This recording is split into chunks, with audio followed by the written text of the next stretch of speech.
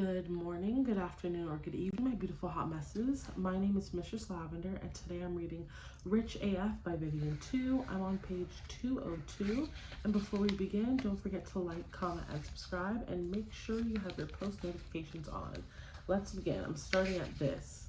This is what make HSAs the creme de la creme of retirement and investment accounts. HSAs are a triple threat of tax advantages. You put money into an account pre-tax. The money grows tax-free and you can withdraw it from any point to pay medical expenses. And that's also tax-free. But here's the real kicker. Even if you maxed out on contributions to your retirement accounts, like an IRA or 401k, you can still contribute to your HSA. But it is, after all, technically a health savings account, not a retirement account. And it has its own contribution limit. In 2023, that's $3,650 for individuals, plus an extra $1,000 if you're 55 or older. But that extra few thousand you can put into your HSA can effectively be retirement savings too. If you don't end up using that money for medical expenses, you can take withdrawals and distributions out starting at age 65 or anything, not just medical cost, and just pay regular income taxes on it. To be clear, HSAs aren't for everyone. Not every insurer and employer offers an HDHP option. And if you have lots of medical expenses need Cadillac health insurance coverage, a high deductible plan is likely going to cost you more or make you put off getting the care you need.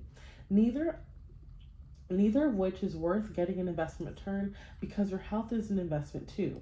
But if your employer offers one and you're cool with a high deductible plan, HSAs can be huge for growing your wealth long term. Why is one of the best investment vehicles out there tied to healthcare, which is tied to employment? I don't know, America. Individual brokerage account. Sadly, not every kind of investment account has a tax benefit to it. But that doesn't mean you have to just stop there. If you invested as much as possible in your tax advantage accounts, you can still open an individual account for all the rest of your investment money. And that's what an individual brokerage account is for. If traditional and Roth IRA are the pepperoni, jalapeno slices, and veggie slices of the investment account world, then an individual brokerage account is the cheese slice. It's pretty good. It's great even, because it's pizza. It is the best piece of pizza you have ever had. Probably not. It is the worst? Definitely not. Is it worth having? If you're still hungry, then heck yeah. Individual brokerage accounts are pretty simple. These are your individual brokerage account. Individual brokerage accounts are pretty simple. These are your standard retail investment accounts that you'd get by signing up with a brokerage like SoFi, Fidelity, Vanguard, or Charles Schwab. Anybody can get an individual brokerage account. Anybody can have it. There are no tax benefits to be had, but there are also no limits. No limits on how much money you can put in every year. No limits on how much you can earn in order to qualify. And no restrictions on what kinds of actual investments are allowed to be held in this account. While you definitely want to prioritize your retirement accounts first because tax bennies, there aren't nothing wrong with grabbing a slice of cheesy goodness if you're still hungry, aka if you still have money available to invest. Individual brokerage accounts can and help grow your wealth. Page 204. How to invest the rich BFF way. Okay, now you understand what brokerages are, what the different kinds of investment accounts, aka the tote bags, are for, and the various kinds of assets you can buy and throw in there. Now it's time to literally invest. It's time to buy a thing and put it in your whole tote bag. Are you pumped? I'm going to walk you through EVERA every step of the way. Step 1, look at your budget. We've got to start somewhere, and that's with actual cash. Revisit your budget and look at your savings/investing category again. Make sure your emergency fund is taken care of first, and make sure you've got some money that you can afford to invest. Ideally, you'd be able to invest all of this category in your budget, but there might be some sinking funds that you need to beef up in your short term. Saving for a wedding or an already booked vacation, for example. So crunch those numbers real quick. So you know what you're realistically capable realistically able to contribute. That's the amount that you'll set up to automatically transfer into your investment account every month. Sign up with a brokerage, open your investment accounts, and fund them. Now, you're going to find a place that you budgeted investments to go. For your employer sponsored accounts, you are stuck with every brokerage firm with whichever brokerage firm is contracted to handle your company's employee accounts. So that's taken care of for you.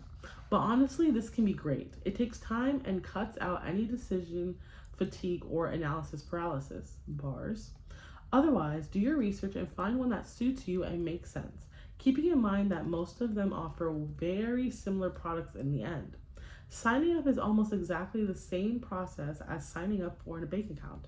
You'll fill out some paperwork or online forms, give them your SSN and contact info and the whole bit, and link a bank account that you'll use to contribute funds. With that, you'll set up a login account, as in username/password combo, and you're all set to open up whatever investment accounts you desire. As with bank accounts, you not only can have more than one investment account, but you should. I talked earlier about how all the different account types serve different purposes, and while there is no best contribution account for everyone, when it comes to funding those accounts and investing those dollars, there is an order of operation that is more effective for maximizing tax benefits. Basically, you want to prioritize accounts that give you the biggest budget benefit and or employer match first. In practice, this means you'll contribute your monthly budgeted investment dollars to one account at a time, starting with the ones that gets you the most in tax breaks and employer match. When you hit the limit on the account, you move down to the next account on the list and start filling that one up. From there, just rinse and repeat. By doing this, you'll make sure you're not leaving any free money on the table and get the maximum possible tax benefits for your investing. Unfortunately, I have a handy step-by-step guide to help you do it. There are two versions. One if you have access to employer-sponsored retirement accounts, checklist A, and one if you don't, checklist B. Start at the top and then work your way down, choosing the columns that apply to you and follow the checklist beneath it. And this is what she right here. I'm not reading this. Next page. Remember, as soon as you transferred funds into an investment account, go allocate that money to investments. Even if you're still working up to hit the max, you don't just want your money just sitting in the account. You want to buy assets. Pick out your investments and buy. Time to put your money where your brokerage account is and start investing in those assets. There are three basic approaches to asset allocation, aka picking what investments to buy. Depending on how much you want to DIY, you can think of them like a salon mani, nail wraps, and painting your nails yourself. All three options can leave you looking banging. So the real question is, what process is best for you? How much time do you want to spend on this? How interested are you in learning all the ins and outs? If you're investing in your employee-sponsored account, you will almost certainly have a limited range of options.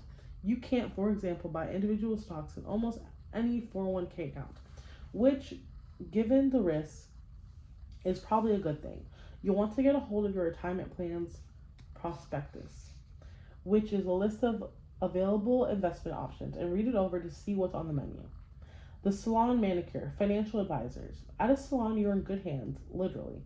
It's the most expensive option, but you're going to get the spa experience in exchange, and professional grade tools, skills, and attention lavished on your look.